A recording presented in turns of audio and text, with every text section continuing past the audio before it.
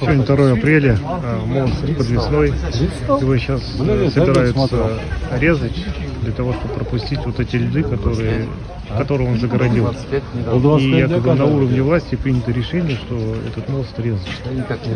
Вот такая ситуация. Кран поставил, кран поднялся или день. В чем проблема? Ну, и здесь уже здесь стоит. Не вернет его? Нет, нафиг. Боком поставить. Вчера надо было сразу. Сейчас они это думают, как его подрезать, мост, чтобы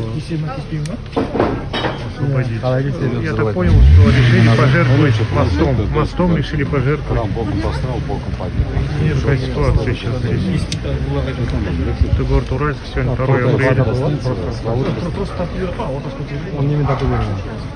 Технически, в общем, не знают, думают, как технически это сделать, чтобы убрать этот мост на пути у льдов. Пополам сейчас застрянет ему и все.